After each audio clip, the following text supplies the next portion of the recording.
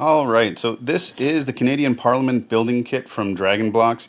This is a Lego type kit. These are interchangeable with Lego pieces. Lego's patents out, and we don't all hoover or vacuum with a hoover, so this is sort of the same thing. They will say they're not the original, and they're not. Quality, the pieces are almost as good as Lego, like 9 out of 10 compared to a Lego 10 out of 10. Instructions, but an 8 out of 10 compared to Lego, which has great instructions. But at the same time, the cost of kits from Dragon Block cost significantly less than an equivalent size Lego. This is the fourth kit I've done.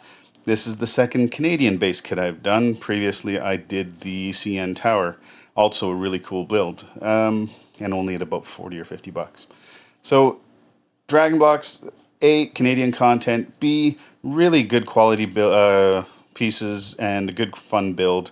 I highly recommend it. Hope you enjoyed this, and you can give Dragon Blocks a try. Check out my other videos, like it, comment. Have a great day.